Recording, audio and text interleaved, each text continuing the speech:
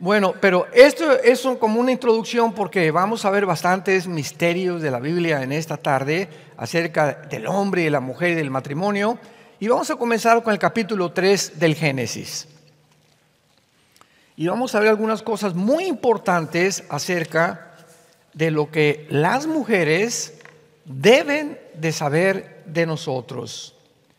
Ayer ya vimos, ¿verdad?, que los hombres tenemos que aprender a amar a nuestra esposa como Cristo amó la iglesia, respetarla, considerarla, poner atención cuando nos hablan, cuando comienzan a platicar, no darles el avión, sino estar atentos porque les interesa a ellas eso. Platicar es una de las cosas que así las hizo Dios, ¿verdad? Y pues no los vamos a cambiar. Y hay otras que hasta nos atarantan, ¿verdad? Dice la Biblia que como gotera de lluvia en un cuarto es la mujer rencillosa. O sea, una mujer que está duro contra el esposo, ¿verdad? Pues hay un momento en que dice, ¿sabes qué? Me voy otra vez con mis papás a dormir o me voy al patio con mi perro mejor, porque ya no soporto todas las cosas que me estás diciendo. Muy bien, no me quiero adelantar. En el capítulo 3 del Génesis se describe la caída del ser humano. Estén conscientes de estas verdades. A través de toda la historia, la psicología, la literatura, la sociología, la política, diversos literatos, psicólogos, politólogos, escritores han tratado de definir cuál es el problema humano. El problema que conocemos que se llama el mal. Carlos Marx, 1854, por 50 más o menos, escribió su libro El Capital, el Manifiesto Comunista. Yo les compartí a ustedes que antes de que mi hermano Alejandro me guiara a Cristo, formé parte del Partido Comunista Mexicano. Yo estaba convencido, ¿verdad?, de que era este sistema de la dialéctica materialista, marxista y engeliana la respuesta a un cambio social. Como todos los jóvenes, ¿verdad?, son idealistas, y yo vi, mi papá estuvo en la política mucho tiempo, me decepcioné muchísimo, y sobre todo que antes de morir mi padre me dijo, nunca te vayas a meter a la política. Es el medio ambiente más sucio en el cual tú puedas involucrarte. Era muy religioso mi padre, traía su cordón de San Francisco de Asís, pues éramos católicos como la mayor parte en Latinoamérica. Nunca fue a misa, pero él siempre era amigo de los sacerdotes, invitaba al obispo a comer a la casa.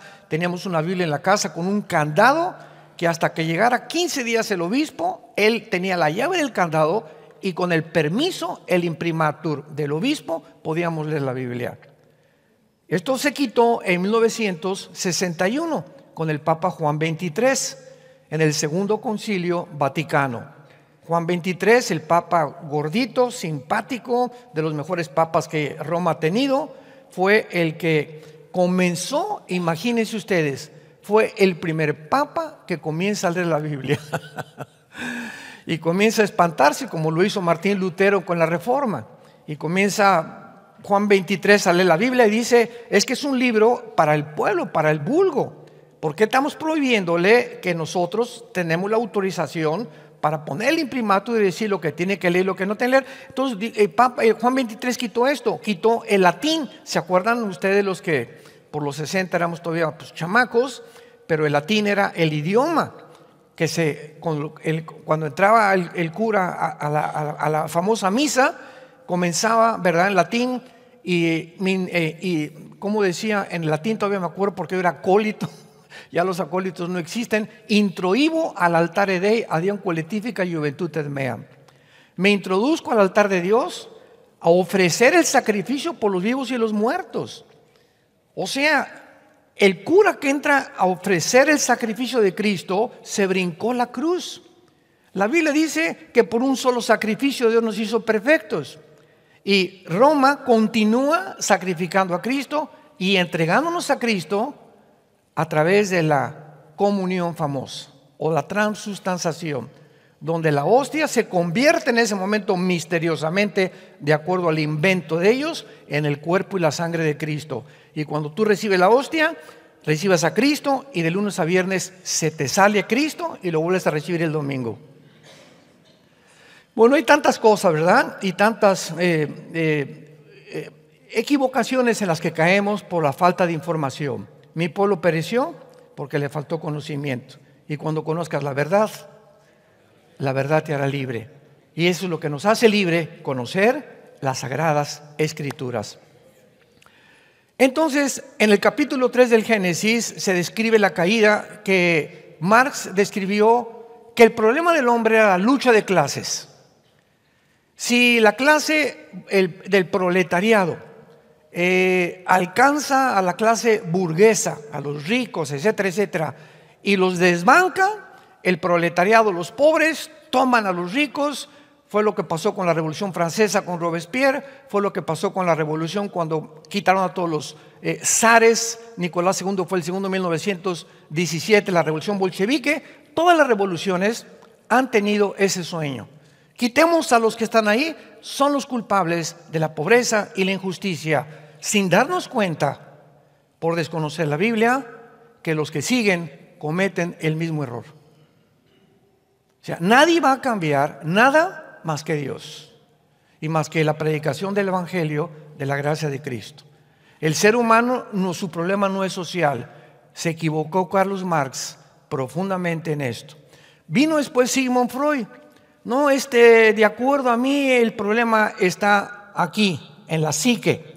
Y descartó el área espiritual, que es el área más importante en la Biblia. Entonces, Freud se concentra en tratar de hipnotizar a enfermos de neurastenia, y a través del hipnotismo sacarlos del consciente al inconsciente para ver el subconsciente, regresarlos al consciente y determinar si inconscientemente su problema se encontraba en un problema del medio ambiente o de la sexualidad infantil. Pues se equivocó también Sigmund Freud, porque el problema no es el problema mental, es mucho más profundo de lo que nos imaginamos. William Shakespeare, un gran literato inglés, el problema del ser humano es el defecto trágico, así le llamó en la obra de Hamlet, ser o no ser, ¿se acuerdan? Ahí el problema, to be or not to be. Entonces, venimos a la Biblia, y la Biblia nos dice que el problema del ser humano no es de conducta, la conducta es el resultado del problema del ser humano, pero el problema del ser humano, la Biblia le llama el pecado. El pecado. Si Carlos Marx hubiera sabido que el pecado es el problema que mueve al ser humano a las revoluciones, si Sigmund Freud hubiera sabido que no es el problema de la conducta, porque tú puedes cambiar a una persona y ya no fuma, ya no toma, ya no adultera, pero interiormente continúa en una guerra hacia Dios y sus mandamientos. Si William Shakespeare hubiera sabido que no solamente es un defecto trágico con el cual nacemos, sino que es mucho más profundo. Si Carlos Darwin hubiera podido conocer que el ADN era descubierto, Carlos Darwin no hubiera escrito su libro, el libro de las especies, porque él creía que el problema del ser humano era el medio ambiente, ¿verdad? Y un problema de evolución accidental. Y Carlos Darwin fue un hombre honesto, fue un inglés en la isla de los Galápagos, ¿verdad? Cerca del Ecuador. Comenzó a investigar si los pericos o los pajaritos cambiaban el pico por algo, porque unos con cola, porque otros con cola. Pues sí, era un investigador sincero. Y en su libro de las especies él escribe: a lo mejor puede ser, chance y, es accidente, no estoy seguro. Esto no es un lenguaje científico, señores maestros que nos visitan o nos escuchan por la televisión. Esto no es un lenguaje científico. Carlos Darwin no se podía considerar un científico, sino un investigador. Si hubiera conocido el ADN, Carlos Darwin no hubiera escrito el libro de las especies, porque era mucho más profundo de lo que él creía. La Biblia dice que el pecado es la rebelión contra Dios, de una forma clara y definida. ¿Qué es el pecado? Que cuando Dios nos creó puso una línea. Él es el creador, el diseñador, el que hizo el universo, y vemos un diseño alrededor nuestro y un orden. El ser humano es colocado bajo un medio ambiente propicio para vivir. En ninguna otra parte de nuestro sistema y de la Vía Láctea existe la combinación del 85% de nitrógeno con un 10% de oxígeno y otros gases que forman el aire que respiramos. No existe pasando la atmósfera. Vean cuántas coincidencias. Entonces es imposible salir del mundo y decir vamos a ir a Marte. Eso es una marihuanada. Vamos a vivir en la luna. Imaginémonos nada más qué pensamientos tan tontos tenemos, llamándose científicos, profesan ser sabios, profesan ser necios. Para vivir en otro lado necesitamos el oxígeno a fuerza y el agua también. Entonces Dios nos pone plantas que producen la clorofila con la combinación del sol, la inclinación de la tierra, 23 grados sobre su eje, tiene que agitar la tierra en su movimiento de rotación perfectamente bien en 24 horas y comienza a trasladarse en 365 días alrededor del sol en un movimiento perfecto para que pueda haber 4 estaciones: primavera, verano, otoño e invierno, en un desarrollo perfecto, sincronizado, cronológico, que solo una inteligencia lo pudo hacer.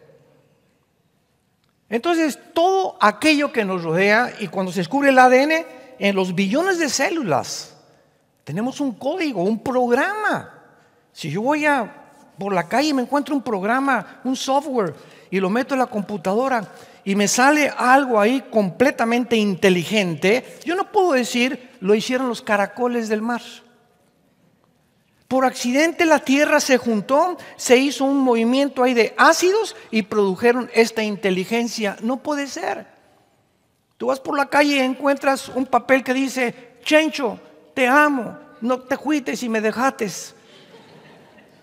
Inmediatamente yo no voy a pensar que un pescado hizo eso en el mar. Aquí hay palabras, aunque no muy sabias, pero que están describiendo que una persona está triste porque lo dejó su novio o su esposo. Entonces, estas personas, este recado no lo hizo un caracol, no fue por accidente, porque si pensamos que así fue, estamos violando la ley de la lógica más elemental. Entonces, ¿cómo es posible que podamos llegar a concluir que el código, la información que traen nuestras células, el ADN, puede haber sido hecho por un accidente? Y ahí está cuando se juntan los cromosomas de tu papá y de tu mamá y viene la fertilización. En ese momento, ¿quién le dice: tú vas a ser hígado, tú vas a ser corazón, tú vas a funcionar con los pulmones, tú vas a hacer los intestinos, y todo dentro de nuestro cuerpo como una máquina perfecta sincronizada? Los intestinos están conectados con el corazón, con el sistema nervioso, con el sistema cardiopulmonar, con el sistema gastrointestinal, con el sistema del corazón, cardiovascular, etcétera, etcétera. Neurológicamente, todo nuestro cuerpo es una máquina perfectamente bien diseñada que trabaja todo, con la piel, con los músculos. Tiene que haber sido alguien inteligente para que, como decía Blaise Pascal, matemático francés, cristiano, escribió cantidad de libros del Apocalipsis. Blaise Pascal dijo: para que una persona pueda creer que fue el mundo y el hombre un accidente, hay probabilidades de 10 a la 24ª potencia para que esto sea verdad. O sea, es ilimitada las falta de posibilidades que se pueda decir es que todo fue por un accidente. Es la estupidez, la ilógica, la irracionalidad más grande que un ser humano que se llama inteligente o científico o médico o filósofo pueda llegar a concluir. Así lo califica Dios: una persona irracional. El ateísmo es la demostración más grande de la irracionalidad y la estupidez del pensamiento humano. Dice Génesis 3, la serpiente era astuta más que todos los animales del campo que Jehová Dios había hecho, la cual dijo a la mujer: con que Dios os ha dicho, no comáis de todo árbol del huerto. Me detengo ahí rápidamente. La Biblia describe a Lucifer o a Satanás o al diablo, que son títulos, como una serpiente desde el principio de la creación. No ha habido ni los sumerios, ni los acadios, ni los escitas, ni los mongoles. Mencióname en Mesopotamia, los babilonios, los asirios, la cultura y la civilización que tú quieras. Todos desde el principio han adorado una serpiente. En México, ni más ni menos, tenemos a la serpiente Quetzalcóatl. En Mérida, en Yucatán, en las ruinas arqueológicas, que significa la serpiente emplumada. Y si ustedes van el 21 de marzo a Yucatán, ahí se juntan miles de personas de Europa y del mundo a ver un fenómeno. Está la pirámide de Quetzalcóatl, y a las 3 de la tarde el sol comienza a bajar y la base de la pirámide es la cabeza de una serpiente en Yucatán. Y baja así el sol y comienza un fenómeno impresionante. Comienza el sol a verse como una serpiente, comienza a bajar alrededor y se embona finalmente con su cabeza en el cimiento de la pirámide. Impresionante. Y por todos los vemos los famosos en Italia, los gargantúas, ¿verdad? Y todos los Godzilla, todo aquello que parece una serpiente. Y siempre ha sido la serpiente el símbolo del mal. ¿De dónde vino esto a todos los seres humanos? ¿De dónde vino esto? La serpiente era astuta más que todos los animales. ¿Cómo sabemos que no era una serpiente o un reptil literal? Porque los animales, reptiles, aves, peces, ninguna creación fuera del ser humano, Dios le concedió la conciencia de un Dios más que a nosotros. Nunca verás a los conejitos: te adoraré, adoraré. Y cuando vemos que esta serpiente hablaba y le decía al ser humano: con que Dios ha dicho, nos damos cuenta que no era una serpiente. Aquí hay un ser disfrazado, camuflajeado de una serpiente que conoce y tiene conciencia de Dios. No puede ser más que una entidad espiritual superior a nosotros. ¿Qué es lo que es? Lucifer. Entonces inmediatamente descubrimos, ¿verdad?, que es una metáfora, que no es así, pero Dios tuvo un propósito de esconder a Satanás detrás de una serpiente. Y vean el primer ataque a la primer pareja de seres humanos. ¿En qué consistió este ataque? Que es el ataque que se repite por toda la historia humana: con que Dios ha dicho. ¿De veras te ha dicho Dios que no tengas relaciones sexuales antes de casarte? Mira, no seas mocha ni mojigata, pareces monjita. ¿Qué de veras te ha dicho Dios que no digas groserías? ¿Te ha dicho Dios que no te emborraches? ¿Te ha dicho Dios que no cometas adulterio? ¿Te ha dicho que Dios, que solamente Jesucristo es la verdad? ¿Que no hay más verdades? ¿Que Jesucristo no fue completamente radical de decir: yo soy el camino, la verdad y la vida? ¿Y qué de Buda? ¿Y qué de Mahatma Gandhi? ¿Y qué de todos los Mahoma y de todos los líderes religiosos? ¿Por qué se adjudican ustedes que Jesús es la excepción de todos? Porque así lo dice la Biblia. Y simplemente, no nada más porque la dice la Biblia, sino porque lo demostró al resucitar a los 3 días de los muertos. Con que Dios ha dicho. El ataque es: ¿de veras eres salvo? Anoche vino un muchacho y me dice: tengo un problema, ¿cómo puedo saber que soy salvo? Porque la Biblia lo dice. 1 Juan 5, el que tiene al Hijo tiene la vida. ¿Crees lo que Dios dice? ¿Por qué se llama la palabra de Dios? Porque Dios está diciendo que si tú crees en Él, tú tienes la vida eterna. Y no importa tus emociones, tus sentimientos, no les hagas caso. Son ataques mentales del enemigo. Dios dice que soy salvo y que soy del Señor. Te confieso y te doy las gracias, porque aunque aquí me dice algo que no lo soy o me hace dudar, creo lo que tú dices primero. Con que Dios os ha dicho. ¿De veras Dios les ha dicho que el ser humano es la creación de Dios? Bueno, Elon Musk, el que quiere comprar el Twitter y el del programa X, es Zuckerberg, Mark Zuckerberg, el fundador de YouTube, que acaba de decir que va a ser el programa Metaversa, un mundo virtual que te pones un casco y puedes ver mujeres desnudas, o te imaginas que eres el hombre araña y te conviertes en hombre araña. Un mundo fantástico. Más de lo loco que estamos, más locos nos van a volver todavía, sacándonos de la realidad. ¿Qué es la realidad? Tener los pies en la cabeza. Yo soy, pienso, luego existo, luego vivo. Vivo tiene un propósito, este propósito tiene que venir de Dios. Es imposible que yo me haya hecho a mí mismo. Tiene que haber una fuerza superior a mí. ¿Quién es? La Biblia dice, Dios el Padre, Dios el Hijo y el Espíritu de Dios. Y comienzas a encontrar tu camino, porque hay muchos caminos que parecen derechos, pero su fin es camino de muerte. Hemos llegado al siglo XXI, donde estos hombres están diciendo que van a fabricar, escúchame muy bien, una raza superior a la que Dios creó, un hombre mejorado. Musk, Zuckerberg, Bill Gates, Klaus Schwab, todos estos hombres, George Soros, los Rockefeller, están pensando en un programa que se llama el transhumanismo. Fabricar a través de la tecnología moderna y del conocimiento que tenemos y el dinero que tienen ellos, fabricar un ser humano, como dijo Elon Musk, también el dueño de Tesla, fábrica de coches, dice que él va a hacer un chip que se va a meter intravenoso, que va a llegar al cerebro y que nos va a quitar la amargura, el odio, los celos, la envidia, etcétera, etcétera. Y nos va a convertir en mejores seres humanos que los que Dios nos creó. Más soberbia no puede haber.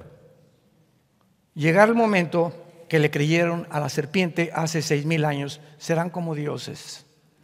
Y así acabó la humanidad. Vean ustedes la tecnología actualmente, toda dedicada a mejorar a un ser humano a través de los inventos y del dinero que tienen. Con que Dios les ha dicho, de veras Adán y Eva te dijeron que ese árbol no lo pruebes. Y la mujer respondió a la serpiente, del fruto de los árboles del huerto podemos comer, pero del fruto del árbol que está en medio del huerto, dijo Dios, no coman de él ni le toquen para que no mueran. Entonces la serpiente, a los que les interesa, es la palabra en el hebreo es Nahash, que se tradujo serpiente, Nahash, que significa un ser resplandeciente o de luz. Entonces ya el original hebreo nos comienza a mostrar, ¿verdad?, que con lo que se enfrentó Eva, se tradujo serpiente, pero era una entidad espiritual que tenía la seducción suficiente para atraer a la primera mujer. Nos imaginamos que era bellísima, ¿verdad?, Eva, y muy bien parecido a Adán, porque eran la primer pareja que Dios creó, sin ningún defecto. Pero este ser resplandeciente tenía la seducción y la atracción para haber atraído a Eva a que platicara con ella y convencerla que este ser era más inteligente que Dios. La serpiente le dijo, no morirán, sino sabe Dios que el día que coman de él serán abiertos vuestros ojos y serán como Dios, sabiendo el bien y el mal. Y desde entonces, no es coincidencia, señores filósofos, antropólogos que nos visitan, señores médicos, psicólogos, psiquiatras, no es coincidencia que desde entonces el ser humano ha creído que puede ser papá, que puede ser hermano, que puede ser hijo, puede ser gobernante, puede ser profesionista, puede ser futbolista, puede ser deportista, sin tomar en cuenta a Dios. Que podemos y tenemos la capacidad nosotros, como dijo el fundador de la cadena más grande de televisión en el mundo, CNN. El fundador de CNN se llamaba Ted Turner, que su última esposa fue Jane Fonda, la famosa artista que enseñaba aeróbics. Y Ted Turner, cuando tenía 18 años, tenía una hermana de 15 años que le dio cáncer. El fundador de CNN, ahorita tiene el 48% de las acciones, ya no es dueño de toda la cadena. Bueno, este fundador de Cena en esta se murió su hermana. Ellos iban a una iglesia bautista cuando eran jóvenes y le pidió a Dios: Señor, te pido por mi hermana. Se murió su hermana de cáncer y él se decepcionó con Dios y dijo: ¿por qué no sanaste a mi hermana si yo te pedí que la sanaras? Sin entender los pensamientos de Dios, desde luego. Y entonces se volvió ateo y escribió los 10 mandamientos de Ted Turner. Háganme ustedes el favor. Los 10 mandamientos de Ted Turner, porque él se encaprichó y se enojó contra Dios, contra su creador, y dijo: ¿sabes una cosa? Ahora yo voy a determinar qué es bueno y qué es malo. Tú no me tienes que poner las reglas. Tú no tienes que haberme dejado un mapa, ni un Waze, ni un GPS, ni nada para que yo pueda realmente basar mi conducta, mi ética, mi dirección, mi educación, qué es un matrimonio, cuáles son las obligaciones del esposo con la esposa, cómo debo trabajar, cómo debo administrar mi dinero. No te necesito a ti, yo voy a ser Dios. Ese es lo que es un ateo. Un ateo, por eso les dije que es insostenible filosóficamente, porque cuando me dice yo soy ateo, le pregunto: en el momento que tú rechazas al verdadero Dios, te estás haciendo Dios. Entonces, como dice la Biblia, sin Dios teos, ateo, sin Dios. Tú no puedes decirme que eres ateo. ¿Por qué? Porque tú eres Dios. Cuando tú sustituyes a otro Dios por tu Dios que eres tú, estás negando que eres ateo. Tú eres Dios. Entonces no eres ateo, tú eres Dios para ti mismo.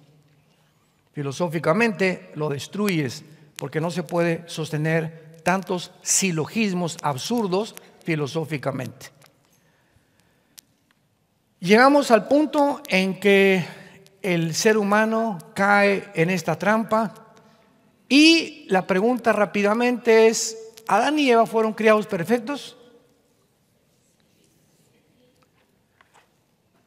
¿Lucifer fue creado perfecto? Dice Ezequiel 28, síganme con mucho cuidado. Vamos a profundizar un poco más. En Ezequiel 28 dice la Biblia que Satanás fue la creación más inteligente, maravillosa que Dios ha creado. Y Satanás, Lucifer, que es un hombre, no era un ángel. Es una equivocación que le llaman el ángel caído. Los ángeles caídos son los principados que están debajo de él. Lucifer era un querubín. ¿Y qué es un querubín? En la Biblia, cuando diseñaron el arca, en el propiciatorio, Dios le dijo a Moisés: labren de oro de una sola pieza 2 querubines. Y la Biblia los retrata con alas a los querubines. Y están descritos en el propiciatorio, que era una cajita donde se encontraba la vara de Aarón, los 10 mandamientos dentro del propiciatorio y el maná, y ahí se derramaba la sangre el sumo sacerdote una vez al año, y arriba 2 ángeles mirando a la sangre.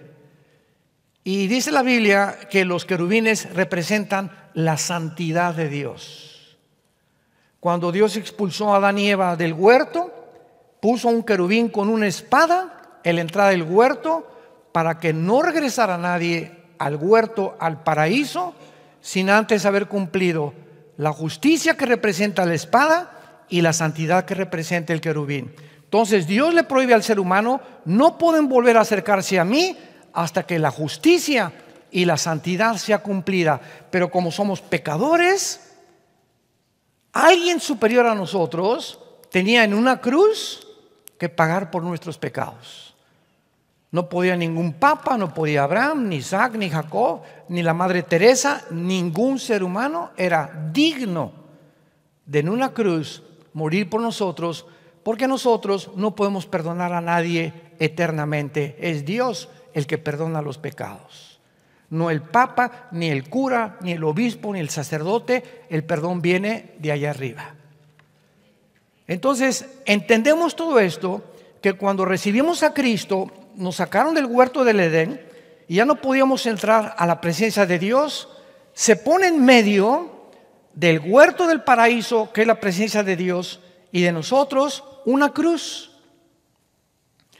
Y esa cruz Dios la levanta y nos dice: las religiones no pueden brincarte la cruz. ¿Qué son las religiones? Inventos filosóficos del ser humano para tratar de otra vez reunirnos con Dios. A través de hincarme, viernes primero, no comer carne durante los viernes primero, a través de beneficios, a través de limosnas, a través de ceremonias litúrgicas, obras, sacrificios. Mira, Señor, voy a ayunar 5 meses para que sanes a mi hijo, o me voy a ir de rodillas hasta la villa para que, mírame, Señor, ya me viste, Señor, mira nomás toda la sangre que me sale, ahora sí me cumples mi deseo. A través de tantas cosas buscamos el favor de Dios. Salvajes como no salvajes, los aztecas entregaban a sus hijos o a la gente y les sacaban el corazón. ¿A quién? A los dioses. ¿Quién puso esa eternidad y esa necesidad? Que necesitamos de alguna manera complacer a alguien que no conocemos, porque dice Eclesiastés 3:11, Dios puso la eternidad en tu vida. Y no ha habido una cultura, no ha habido una tribu, jamás en una civilización que no siente ese deseo de poder a través de una piedra, una luna, un sol, adorar algo o alguien. Dios pone una cruz y entonces nos dice Dios, no tienes que hacer nada. Él, mi hijo, hizo todo lo que tú no puedes hacer. Él muere por ti y ahora lo que yo quería poner sobre ti, los pecados y condenarte en el infierno, los pongo sobre mi hijo Jesucristo. El que no conoció pecado, por nosotros se hace pecado. Jesús, Dios mismo permite el mal y Dios mismo nos da la medicina y Dios mismo se hace la persona que lleva la culpa en lugar de nosotros. Cualquiera que diga, ¿qué culpa tengo yo de que haya nacido sin pecado? ¿Qué culpa tengo yo de Dios de que hace 2000 años un par de mensos ahí se comieron una fruta? No tienes ninguna culpa. Tu problema no es ese, tu problema es que no te quieres curar. No quieres aceptar la medicina de Dios. Ese es tu problema. Y cuando te condene Dios eternamente, no vas a llegar, es que yo no tengo la culpa, ¿no? Ok, te doy crédito por eso. Tu problema no fue ese. Tu problema es que cuando te ofrecí la medicina, no te la quisiste tomar. Pues muérete con tu enfermedad que se llama pecado. Entonces pone Dios en medio a la cruz. Cristo muere por nosotros. Creo, le digo a Jesucristo, creo en ti. Y entonces Cristo me dice, ahora queda el camino limpio. Y ahora todos nosotros podemos llegar otra vez al paraíso, a la presencia de Dios, sin curas, sin obispos, sin papas, sin intermediarios, por la sangre preciosa de Jesucristo. Con estas palabras es lo que la Biblia nos muestra, el regreso a Dios. Jesús logra con su sangre, con su muerte, el regreso al paraíso. Y estamos ya en el paraíso espiritualmente, porque dice Efesios 2, 4 y 5, que ya estamos sentados con Dios en las alturas, reinando con Cristo espiritualmente, aunque ese reino físico no tarde en bajar para todos nosotros en este mundo. ¿Qué fue el efecto del pecado inmediatamente en el ser humano, en el hombre y la mujer? Versículo 6, Génesis 3. Y vio la mujer que el árbol era bueno para comer, agradable a los ojos, codiciable para alcanzar la sabiduría. Y tomó de su fruto y comió, dio a su marido, el cual comió así como ella. Pregunta, ¿quién pecó primero, Adán o Eva?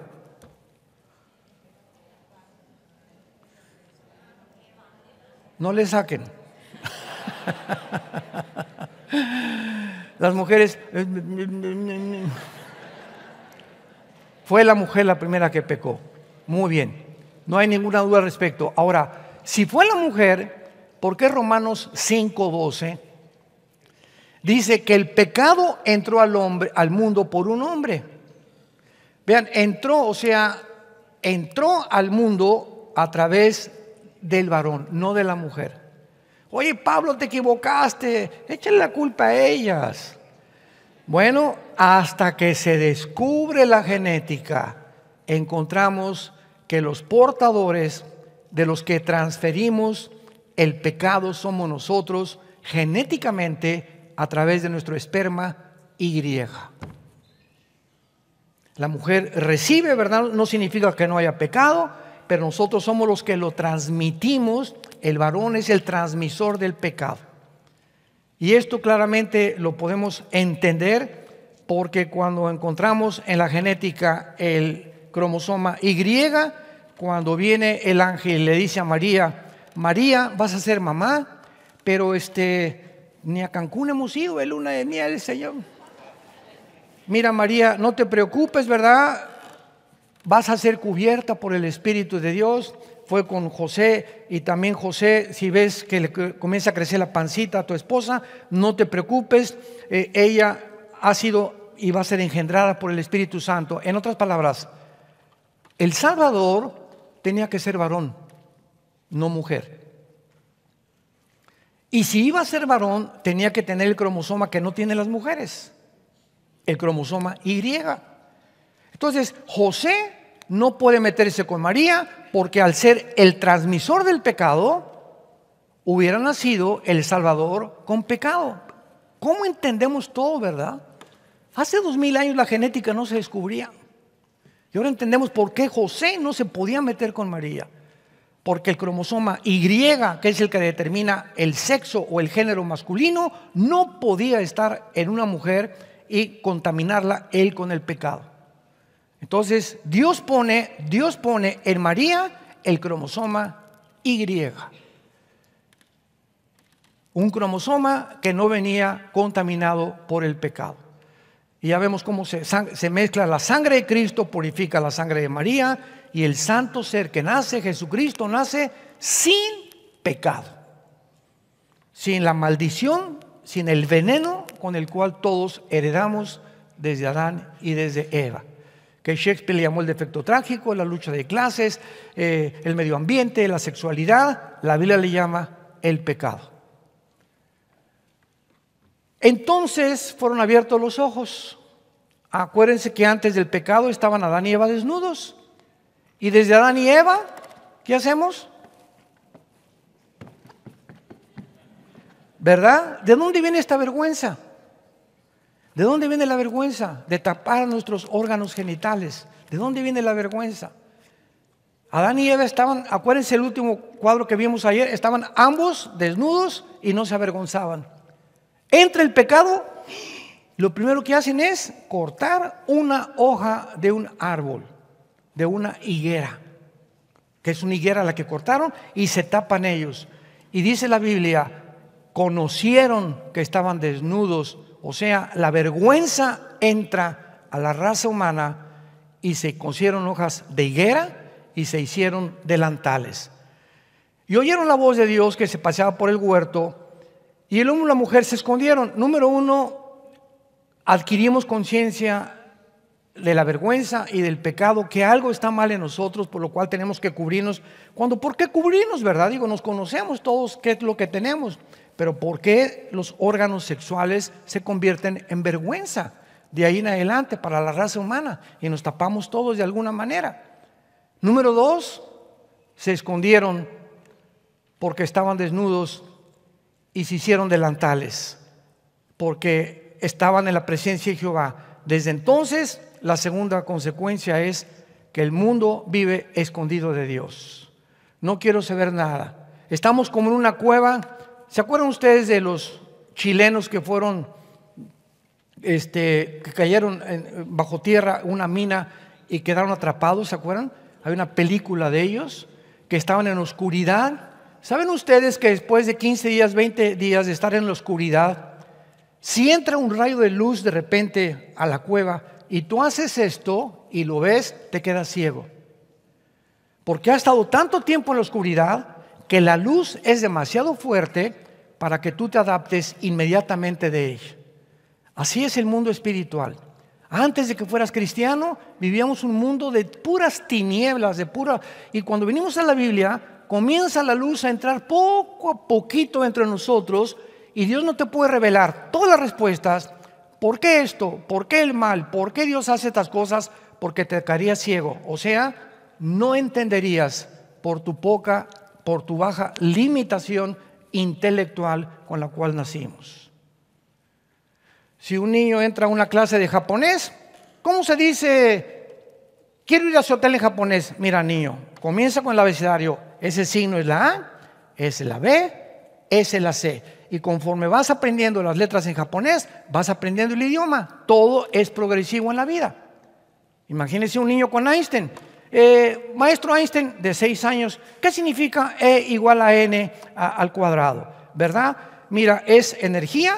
La energía es igual a la masa por la velocidad de la luz al cuadrado. ¿Y qué es eso? Aunque te lo explique, no lo entiendes. Vas a aprender primero a sumar, a restar, a hacer quebrados, raíz cuadrada, álgebra, cálculo diferencial, y mientras vas creciendo en el mundo de las matemáticas, vas entendiendo. No puedo explicarte porque aunque te lo explique, no lo vas a entender.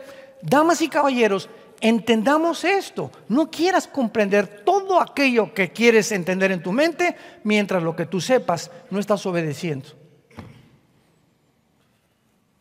Llegó una vez un maestro, estábamos hace muchos años mi esposo y yo en Ecuador, y me invitó la Asociación de Psicólogos de Ecuador a dar una conferencia. Me acompañó mi esposa y estábamos ahí en un hotel que rentaron. Eran como 200 psicólogos y psiquiatras. Querían saber qué dice la Biblia sobre la psicología y la psiquiatría. Y me acuerdo que se levantó uno de los maestros o psicólogos y me dijo: ¿por qué esto y aquello? Y le dije: mire, ¿usted ama a su esposa? Y voltea a mí y dice: ¿esta?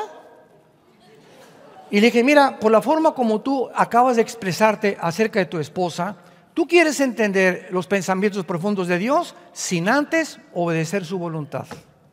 Y no se puede. Si tú no obedeces primero, que tienes que comenzar con tu esposa y con tus hijos, no esperes más revelación, porque no es tu intelecto el que te va a decir: voy a entender la Biblia. Es la iluminación del Espíritu Santo en los humildes de corazón. No te olvides de este principio. Dios no lo revela a nadie porque a Dios no le interesa que te infle la cabeza con conocimiento. Dios quiere cambiar tu vida interior. Así que si estás esperando respuestas y por aquí y por allá, no las vas a tener. Bienaventurados aquellos, los niños, porque ellos son sabios de corazón.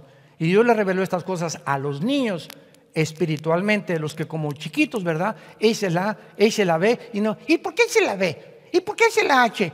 Con ese espíritu de rebelión y de contradicción, Dios no te puede enseñar. Tienes que reconocer que no sabes nada. Yo tengo un PhD y un doctorado en ciencias políticas y soy filósofo y estudié en Harvard, en Princeton y en Yale. No me importa, dice el Espíritu de Dios.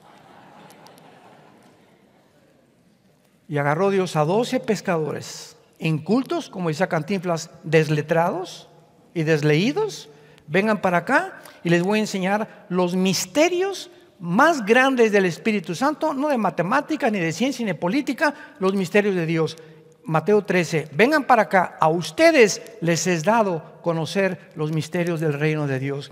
Y cuando Dios volca completamente toda su sabiduría en 12 hombres desleídos y desletrados que ni en la primaria fueran pescadores, estos hombres con el conocimiento de Dios espiritual se convierten en 12 apóstoles misioneros que transformaron el mundo romano, sin haber ido ni siquiera a la secundaria, porque los pensamientos de Dios son diferentes a nuestros pensamientos. Tenemos que entender esto como parejas, como matrimonios, para transmitirle esto a nuestros hijos, para entender qué es lo más importante de nuestra vida cristiana: conocer a Dios. Esta es la vida eterna. Juan 17:3, que conozcamos a Dios. Dios no le interesa, vuelvo a repetirte, revelarte tantas cosas. Él quiere hacerlo, pero hay una condición. Es imposible entrar a este libro y comenzar a aprender los misterios tan grandes de la mente de Dios que sobrepasa nuestra capacidad intelectual y mental, sin antes humillarnos, sin antes decirle: Señor, no sé nada, vengo como un niño a ser programado. Reconozco que mi programa científico, mi doctorado de Harvard y mis conocimientos, etcétera, etcétera, no me van a ayudar a conocerte a ti. Me hago a un lado y dame el programa tuyo que está aquí. Este es un programa. Comienza a meter tu programa y me quiero desprogramar. No que me quite los conocimientos, sino los conceptos que yo tenía, filosóficos, históricos y científicos, que yo creía que era lo que me iba a ayudar. Me saco ese programa y acepto tu programa. Y mientras este programa entra a tu vida, comienzas a desprogramarte, entra la luz, comienzan a salir las tinieblas. Y mientras más tinieblas salen, más claro ves, más correctamente tomas decisiones. Ah, mi esposa, ¿cómo que esta? Eres mi amor, tú eres mi reina. Mis hijos les tengo que dar buen ejemplo. Tengo que ser honrado. No voy a buscar ya fama, ni poder, ni dinero, ni prestigio. Ahora quiero conocer a Dios. Y cuando hacemos esto, las demás cosas nos las da por añadidura. Porque ese es el Señor.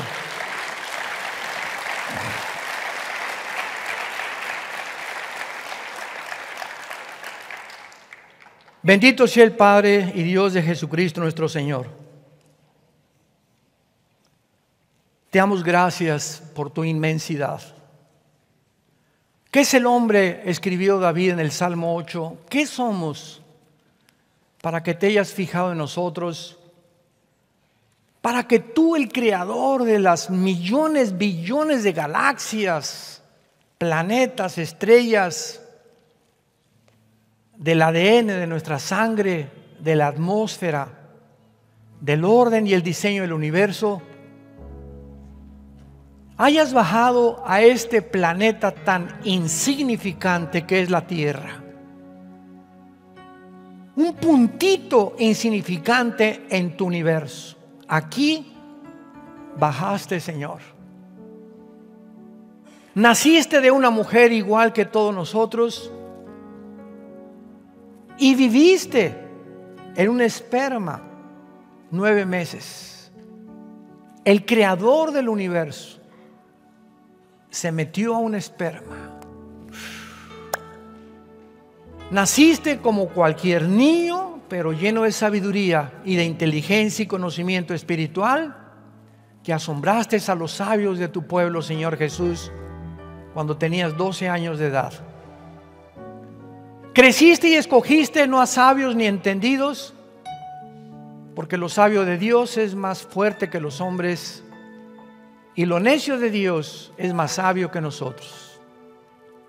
No escogiste a ilustres pensadores ni filósofos, escogiste a 12 hombres sencillos, pescadores, burdos, hostiles, llenos de defectos, para trabajar en sus vidas y convertirlos para tu gloria en tus misioneros.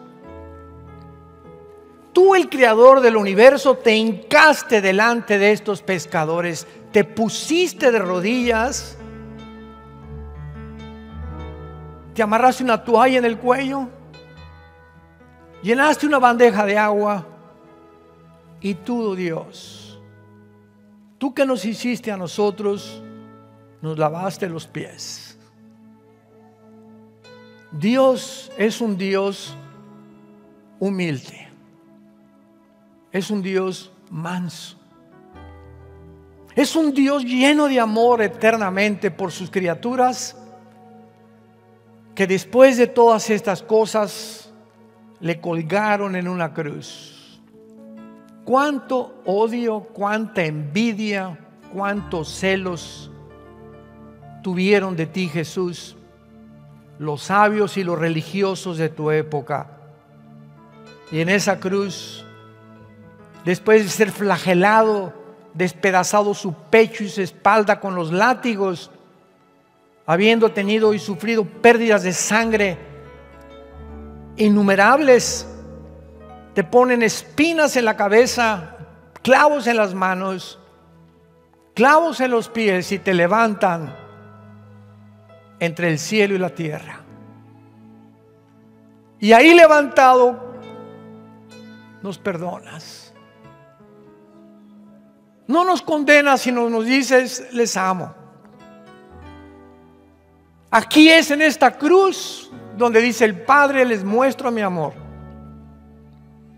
El que no conoció pecado se hace pecado por ustedes, y ya no te tengo que castigar para que comprendas mi amor.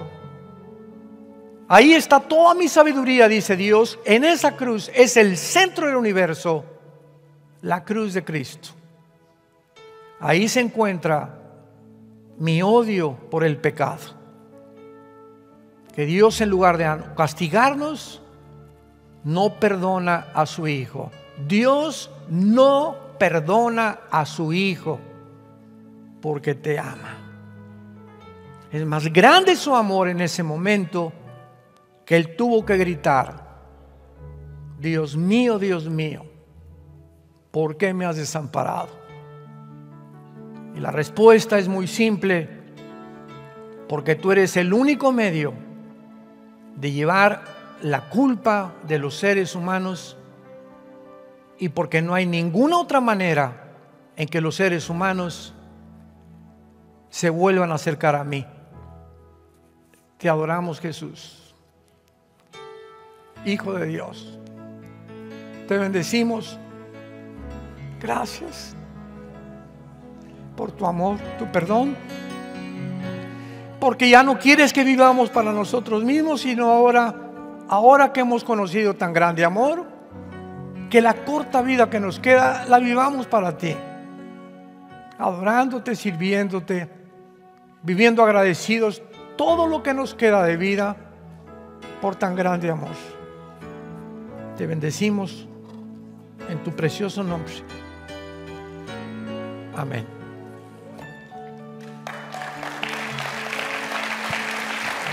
Gracias, Señor.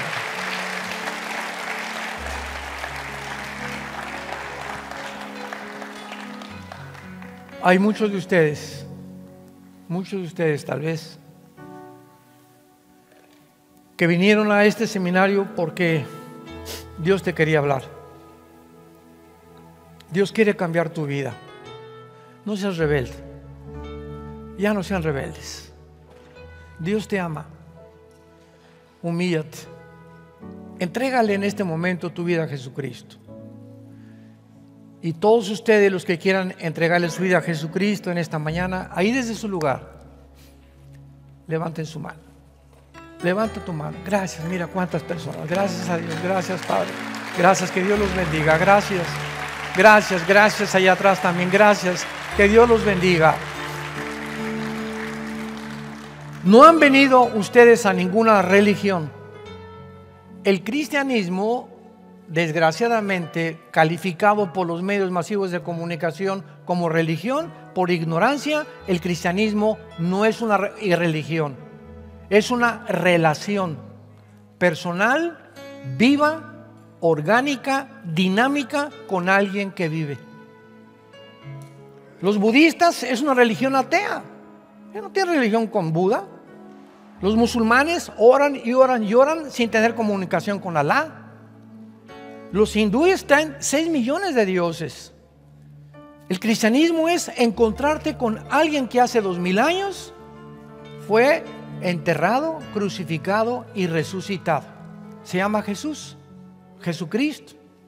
Y porque Él está vivo, tú le entregas tu vida y comienzas a conocerlo a través de la Biblia, para que a través de Jesucristo conozcas al Padre. Porque nadie conoce al Padre sino el Hijo, y el Hijo a quien Él lo quiera revelar.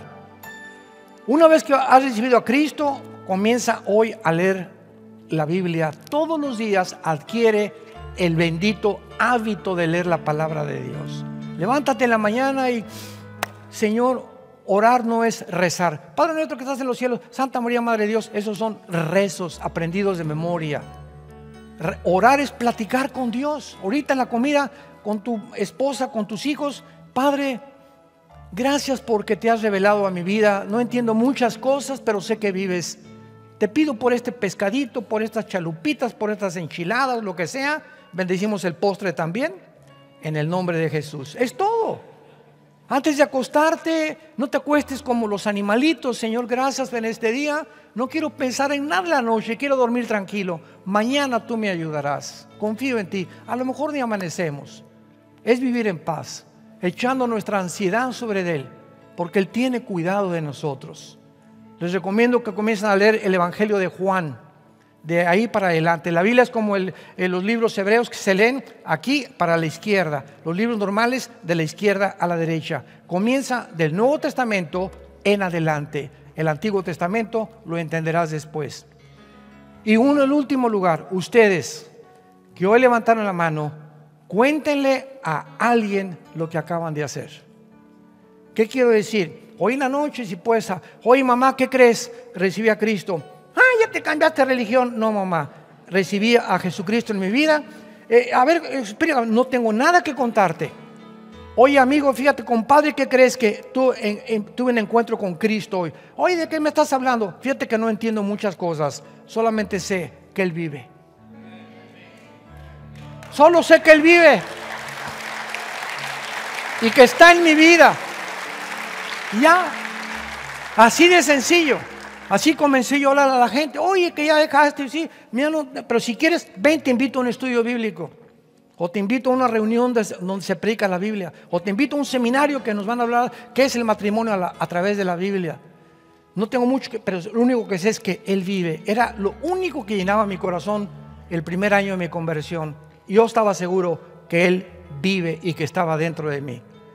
No tenía respuestas y las fui encontrando poco a poco al estudiar las Escrituras.